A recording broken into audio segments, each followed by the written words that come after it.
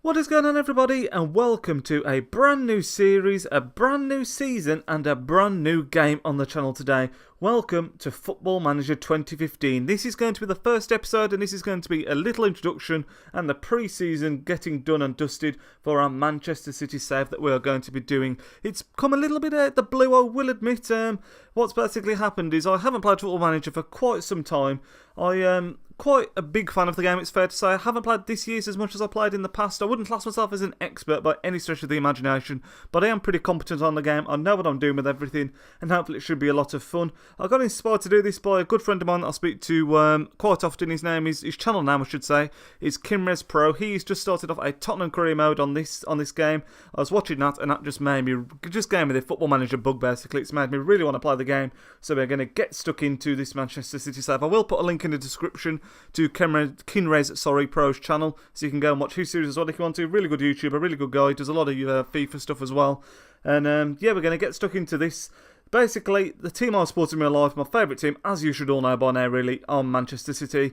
And they're going through a bit of a bad patch at the moment in real life. We just lost the Manchester derby yesterday, which is absolutely killing me inside. And it's made me a bit angry at the manager, a bit angry at the team, and I think it needs a bit of an overhaul, and that's exactly what we're going to be doing today. I will point out as well, as you can see, look, I have got all the official badges, kits, player faces, all that kind of stuff. If you're unfamiliar with Football Manager, you will not know this, but basically it's like any football game. They've got licenses to some leagues and they haven't to others, and the Premiership is one that I haven't got the licenses to, but you are able to put your own badges, kits and faces in if you can download them and put them in. Now, if you want to know how to do this stuff, get these kits, get the badges, the player faces, as you'll see if I click on company, look, he's got his little face there, sorry, little popping up there on Sachi's here, liking a video on YouTube. Thank you very much, Sachi, good friend there. And anyway, yeah, you can see they've got little player faces and everything. If you want to know how to do that, I can do a little tutorial video for that, because it's a really easy process. It only takes a couple of minutes once you've downloaded everything. And yeah, if you want to see that, I can do a little video for that for you, no problem whatsoever. But yeah, like I say, Man City is struggling a little bit in real life at the moment. We're going to be just about hold on to that top 4 position I predict by the end of the season. Maybe come third, I do not know, but the way we're playing, it's been awful. And like I say, I think the squad needs a bit of an overhaul. We'll have a look at the squad here. You can just see, really, it's a very aging squad. You look at the likes of Caballero, Sanya, Di Michaelis, Zabaleta, Clichy, Kolarov, Yaya Toure, Lampard. There's just a lot of players in there that are the wrong side or on 30, and the team needs a big overhaul. There's the whole financial fair play side of it as well as the fact that we're going to have to get in some English players as well to fill that quota that looks like it's coming in soon. So this should be a really fun series. Like I say, I'm a big Man City fan in real life. It'll be fun to play with the team. And how it's going to work is basically after every month in-game, I will do a review of the month, and then I think I'm going to do a live com of the first game, and then the next month I'll handpick a live com if there's like a big game, like say Chelsea, Man United, something like that. But for this first episode, in a second, what I'm going to do is play all the pre-season, and then the next thing you'll see is after pre-season's done, any players that we've moved on, any players that we've signed, all that kind of stuff, the system that we're playing, we'll have a quick look at that, and then the next episode, the season will start. So the first thing I'll say actually before we get going, I know a lot of you on the channel are subscribed for the FIFA content that I put out there, but I really would love it if you get behind this series. I know Football Manager is different games to the channel, but it'd be fantastic if you could throw a like on this and throw down comments in the section below. Support was always appreciated on the channel. We've just hit 140 subscribers. It'd be fantastic to get to 150 by, let's say, middle of next month. And yeah, I hope you enjoy it, and I shall see you all after pre-season. So everybody, last time I spoke to you was just before pre-season kicked off. Nothing had been done at all, and now everything has been done and dusted. Pre-season has been played, transfers have been made, none in, a few out, but none in. And a formation and a tactic has been set up. So first of all, transfers, we'll look at the history. Like I said, we haven't managed to get anybody in. The main reason for this being that because this save is completely up to date, so what I mean by that is we've got Wilfried Bonney in the squad and everything like that, we have a budget of 0.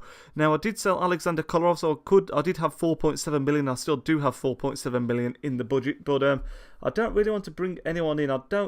I almost paid the price really, because as soon as I moved Kolarov on, Gal Clichy picked up an injury. He's going to be back after a couple of weeks in pre-season, and we don't have another natural left back. And I've looked at some players that I wanted to bring in. There was Andy Robertson, who's a potential young player at Hull. I'll show you him, bear with me. Robertson, I'm better going Hull, I think, because there's going to be a crap ton of Robertsons. He looks like a really, really promising player, but they basically wanted a ridiculous amount of money for him. Here he is, look, 20 years old, really good looking all-round stats, Scottish, so he'd be good for the homegrown thing as well.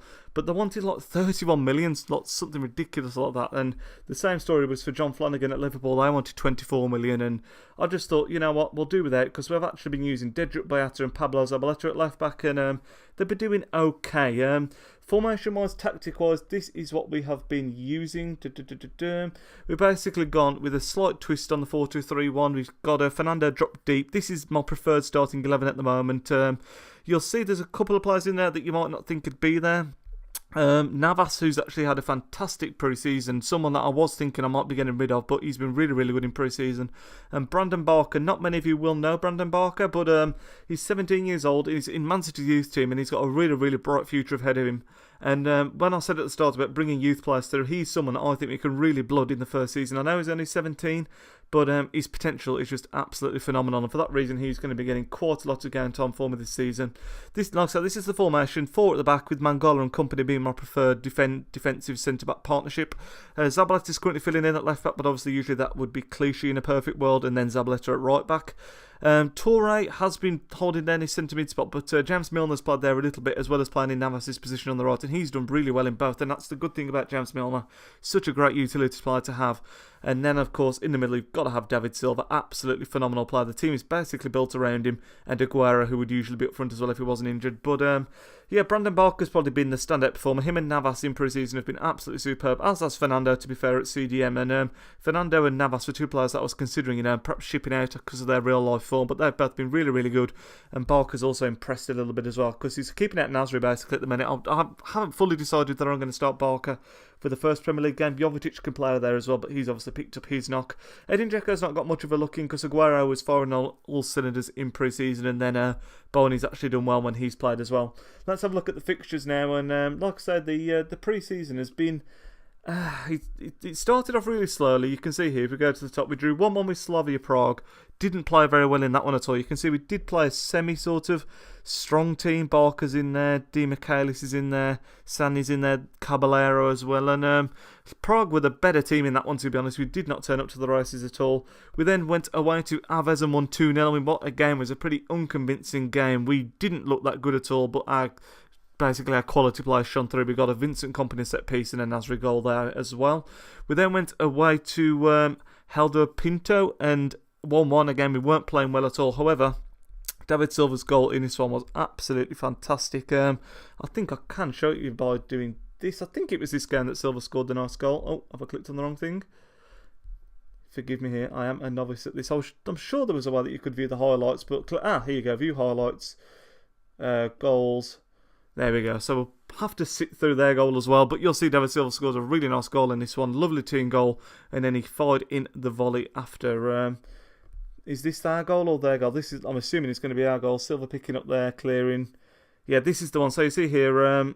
Is it? I honestly can't remember. This seems like so long ago at this point. Here we go. Look, Navas fixed up on the right-hand side, plays it to Kompany, quickly fizzes it into Silva, and he knocks it off and goes on a darting run into the box. Fernandinho picks to be, applies it to Nasri, I think it is. Look at this for a little dink ball in, and hammers it in on the volley. Absolutely superb goal. That was one of my favourite goals of the whole pre-season. Not the best camera view. I should have put that on 3D really, and you get the idea there. You get the idea. It was a magnificent goal. But yeah, pre-season started off really, really slowly, so we drew 1-1 there against Ferreira. Then it all changed in this game against Braga, to be honest. You can see we went 2-0 down here through goals from Oscar Lager and Ada. And at half-time, we completely turned it around, basically. Yaya Toure, Nasri and Stefan Jovetic all hitting it to take us 3-2 up after being 2-0 down really early on. And that was basically the turning point of the whole pre-season, like I say. We then went away to Bournemouth and won 4-0. Boney with 1, Navas with 2, like I say, he's had a good pre-season. And Aguero coming on to net in the 91st minute as well. We then we were at home, against Sporting and won 2-0. And then that one, Brandon Barker getting on the score sheet and Edin Dzeko in his only appearance. And then we went into the Community Shield against Arsenal, where after these 3 games here, where we played really, really well in these 3 here, the 3-2 win, the 4-0 win, the 2-0 win, I was really optimistic for this one. And we went 2-0 down really early again. You can see Alexis Sanchez in the 5th and then Chamberlain in the 9th to make it 2-0 to Arsenal. But then Boney scored twice in quick succession as well, 17th and 23rd minutes. That was really nice to see him getting 2 goals on his first sort of semi-competitive game, you could say, in the Community Shield. But then our weakness got found out. Cazorla scoring a penalty after basically Alexis Sanchez did Pablo Zabaleta, who's obviously playing on his weaker side at left back, cut inside of him and won the penalty, and it was a 3-2 loss. However, we did not deserve to lose the game. The statistics reflect that. Look, we played really, really well. 14 shots to Arsenal's 8, 7 on target to Arsenal's 4.